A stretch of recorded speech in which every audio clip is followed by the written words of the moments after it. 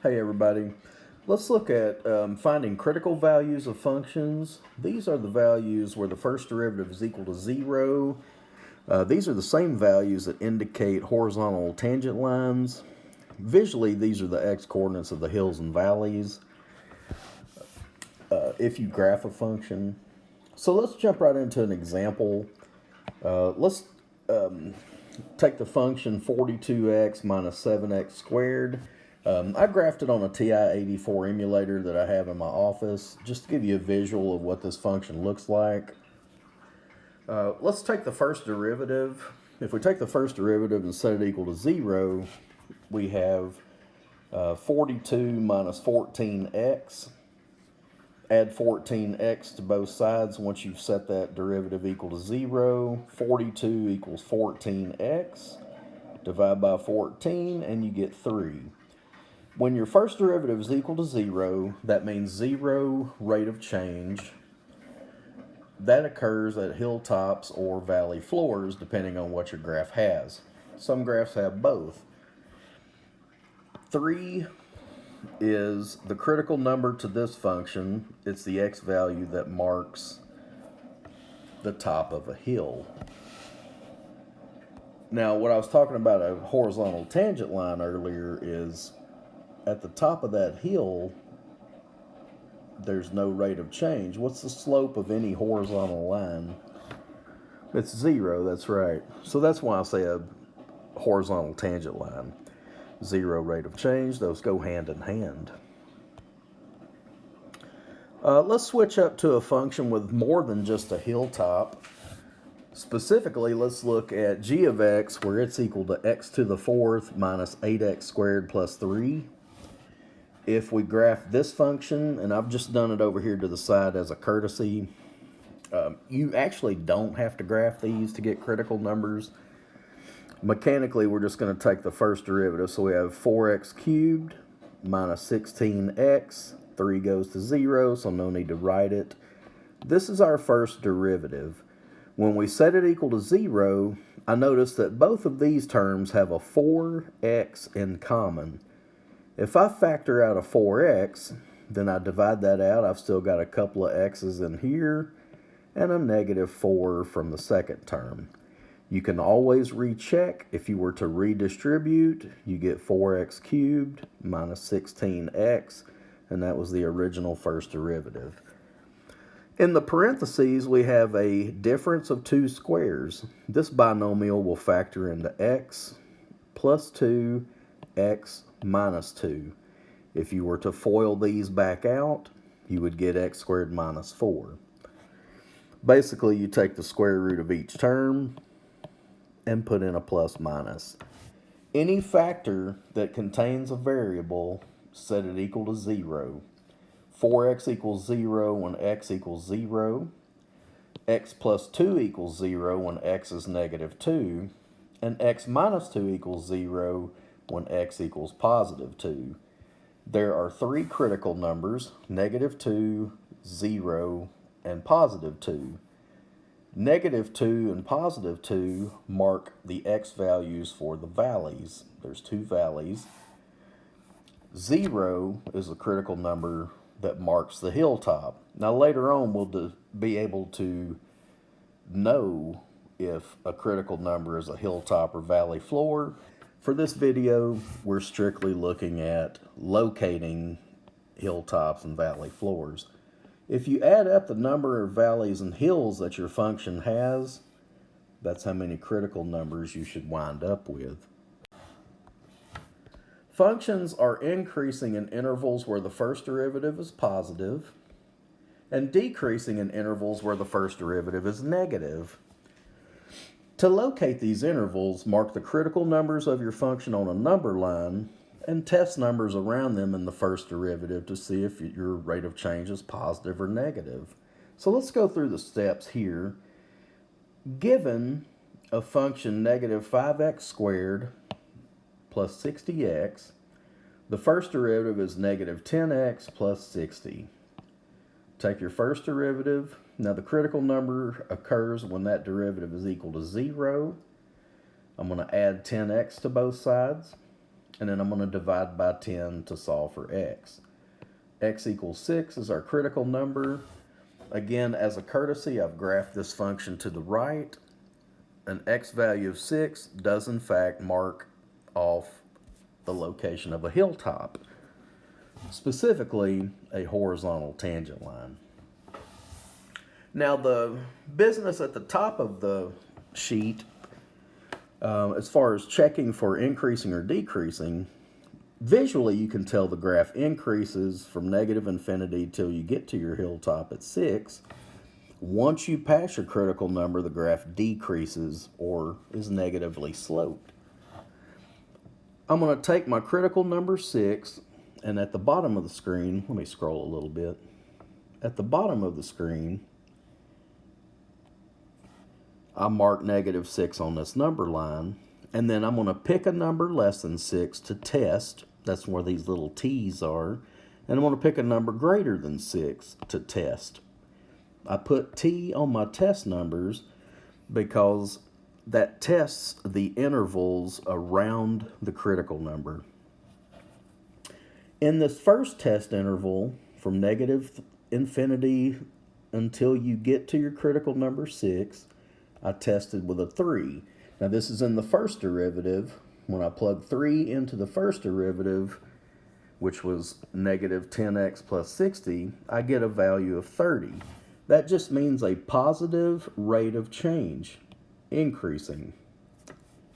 The other test number was to the right of our critical number. When I tested 8 in the first derivative, negative 10 times 8 plus 60, gave me a negative value, and that tells me that on the right side of the critical number, my function decreases. So as far as intervals of increasing and decreasing goes, your critical number will be the cutoff number in those intervals. You just have to choose test numbers to put in your first derivative, and if your answer is positive, you're increasing. So negative infinity to 6 is where the graph or function increases. 6 to positive infinity, not counting the critical number, is where the function decreases.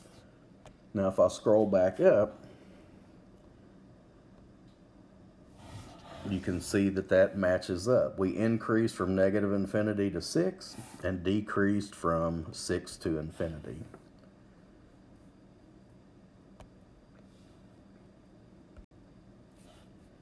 Let's look at more examples. Given the function negative 1/2 x squared plus 4x plus 3, its graph is over to the right. Find the first derivative and critical number. Negative half times 2 is negative 1.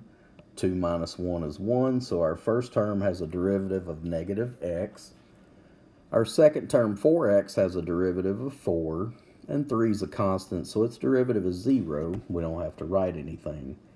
Our first derivative is negative x plus 4. When we set that equal to 0, we get x equals 4. 4 is the location on the graph where you have a horizontal tangent line, no rate of change. We want to investigate the rates of change on the left side of the critical number and the right side of the critical number. So remember, our first derivative is negative x plus 4. And I'm going to scroll down here. Our critical number was 4. It's still marked in red, and I marked it on a number line. The critical number was 4. You choose any number smaller than 4. Somebody in class gave us a 2, so I put 2 as our test number. Someone else in class gave us 7 to test right of the critical number. Now these could be anything like 0 or negative 5. This one could have been 5 or 200. Just pick something not 4 but greater than 4. Testing 2, we have a negative, then we put our 2 in, plus 4. That gives us 2. That tells us our graph is increasing left of the critical number. Right of the critical number, we tested with a 7. Negative 7 plus 4 is negative 3, so that's a negative rate of change or decreasing. Recall that your critical number will be the cutoff number for your intervals of increasing or decreasing. Negative infinity up to the critical number is an interval of increasing. Right of the critical number forward to positive infinity is your interval of decreasing.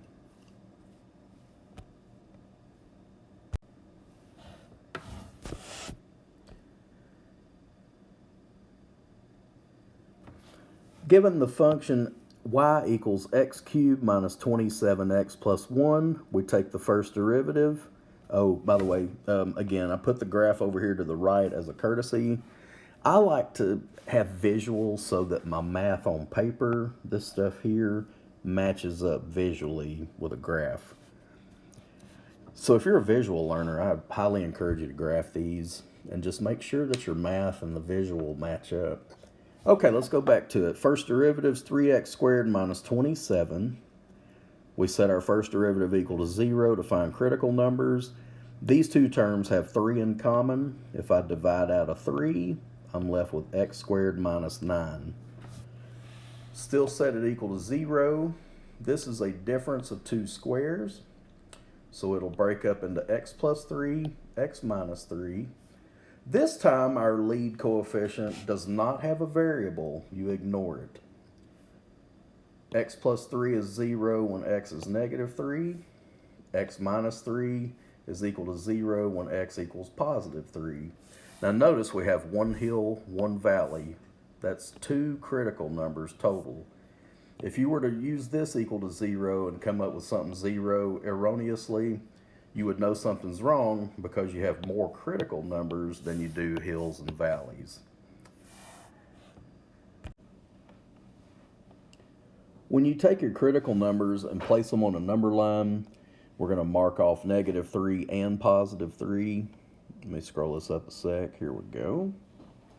All right, so on this number line, I've marked off both of the critical numbers, and those are the results of your first derivative being equal to 0. Once we pick test numbers around and between these two critical numbers, negative 6, 0, and 6 were just suggestions from students in class. You can pick any number in there. Just don't pick negative 3 or positive 3.